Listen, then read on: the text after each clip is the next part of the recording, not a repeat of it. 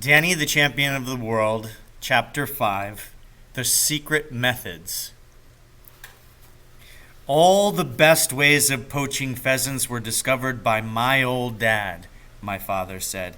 My old dad studied poaching the way a scientist studies science.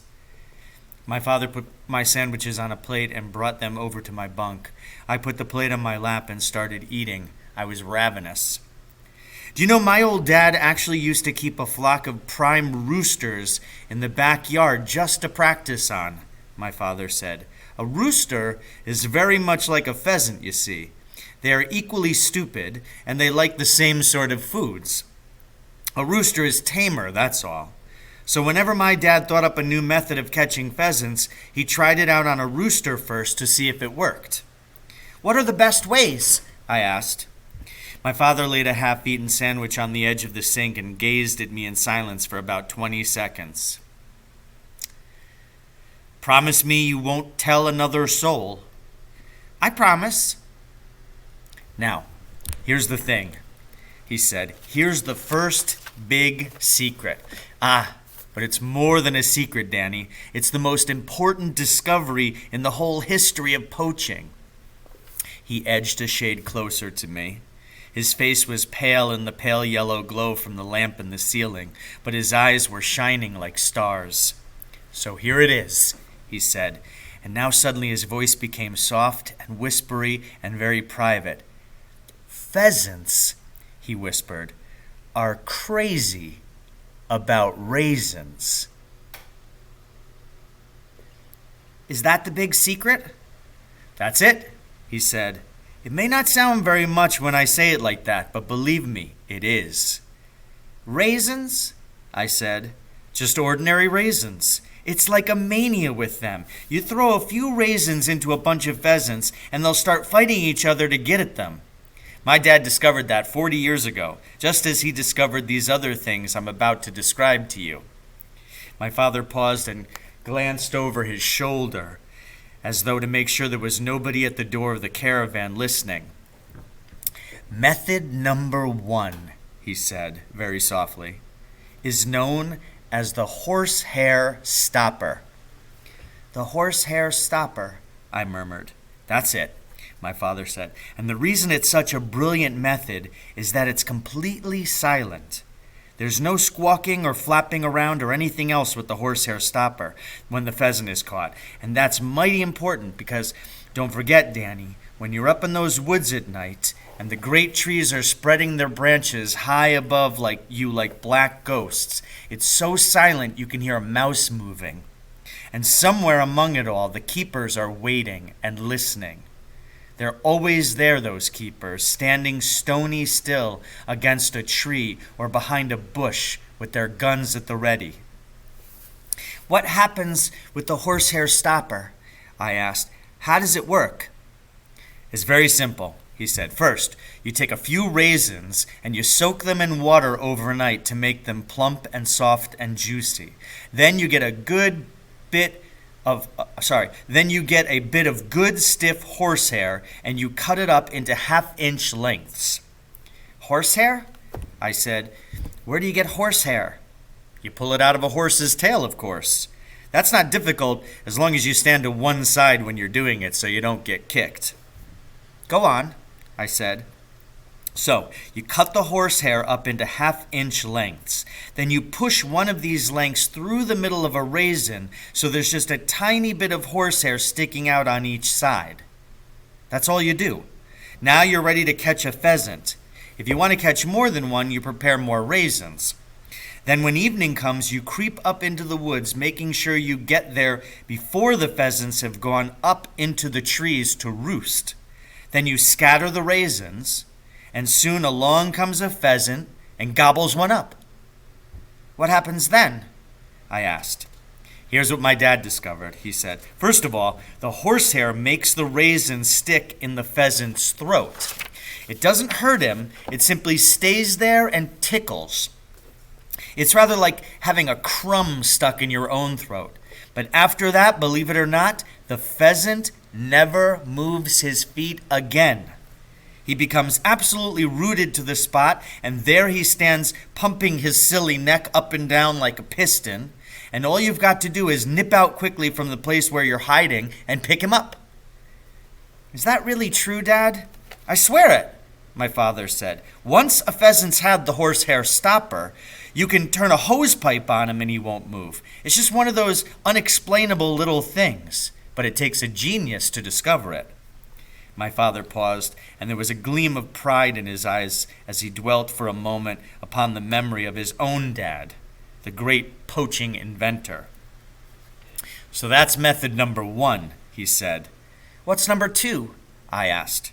Ah, he said, number 2's a real beauty. It's a flash of pure brilliance. I can even remember the day that it was invented. I was just about the same age you are now, and it was a Sunday morning, and my dad comes into the kitchen holding a huge white rooster in his hands. I think I've got it, he says, and there's a little smile on his face and a shine of glory in his eyes, and he comes in very soft and quick and puts the bird down right in the middle of the kitchen table. By golly, he says, I've got a good one this time. A good what? Mum says, looking up from the sink. Horace, take that filthy bird off my table. The rooster has a funny little paper hat over its head, like an ice cream cone upside down. And my dad is pointing to it proudly and saying, Stroke him! Go on, stroke him! Do anything you like to him! He won't move an inch! The rooster starts scratching away at the paper hat with one of its feet, but the hat seems to be stuck on, and it won't come off. No bird in the world is going to run away once you cover up its eyes, my dad says, and he starts poking the rooster with his finger and pushing it around on the table. The rooster doesn't take the slightest bit of notice. You can have this one, he says to Mum. You can have it and wring its neck and dish it up for dinner as a celebration of what I've just invented. And then straight away, he takes me by the arm and marches me quickly out the door, and off we go over the fields and up into the big forest on the other side of Little Hampden, which used to belong to the Duke of Buckingham. And in less than 2 hours, we get 5 lovely fat pheasants with no more trouble than it takes to go out and buy them in a shop. My father paused for breath. His eyes were shining bright as they gazed back into the wonderful world of his youth. But Dad, I said, how do you get the paper hats over the pheasants' heads? You'd never guess it, Danny. Tell me. Listen carefully, he said, glancing over his shoulder as if he expected to see a keeper or even the Duke of Buckingham himself at the caravan door. Here's how you do it. First of all, you dig a little hole in the ground. Then you twist a piece of paper into the shape of a cone, and you fit this into the hole, hollow end up, like a cup. Then you smear the inside of the paper cup with glue and drop in a few raisins. At the same time, you lay a trail of raisins along the ground leading up to it. Now, the old pheasant comes pecking along the trail, and when he gets to the hole, he pops his head inside to gobble up the raisins, and the next thing he knows, he's got a paper hat stuck over his eyes, and he can't see a thing. Isn't that a fantastic idea, Danny? My dad called it the sticky hat. Is that the one you used this evening? I asked. My father nodded. How many did you get, Dad?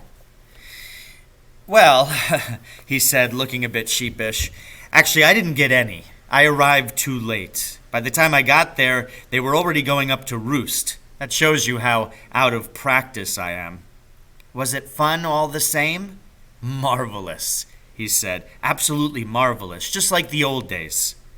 He undressed and put on his pajamas. Then he turned out the lamp in the ceiling and climbed up into his bunk. Dad, I whispered. What is it? Have you been doing this often after I've gone to sleep without me knowing it? No, he said. Tonight was the first time for 9 years. When your mother died and I had to look after you by myself, I made a vow to give up poaching until you were old enough to be left alone at nights. But this evening I broke my vow. I had such a tremendous longing to go up into the woods again. I just couldn't stop myself. I'm very sorry I did it. If you ever want to go again, I won't mind, I said. Do you mean that? He said, his voice rising in excitement. Do you really mean it? Yes, I said, so long as you tell me beforehand. You will promise to tell me beforehand if you're going, won't you? You're quite sure you won't mind? Quite sure. Good boy, he said, and we'll have roast pheasant for supper whenever you want it. It's miles better than chicken. And one day, Dad, will you take me with you? Ah, he said, I reckon you're just a bit young to be dodging around up there in the dark. I wouldn't want you to get peppered with buckshot in the backside at your age. Your dad took you at my age, I said. There was a short silence. We'll see how it goes, my father said, but I'd like to get back into practice before I make any promises. You understand? Yes, I said. I wouldn't want to take you with me until I'm right back in my old form. No, I said. Good night, Danny. Go to sleep now. Good night, Dad. So ends chapter 5 of Danny the Champion of the World.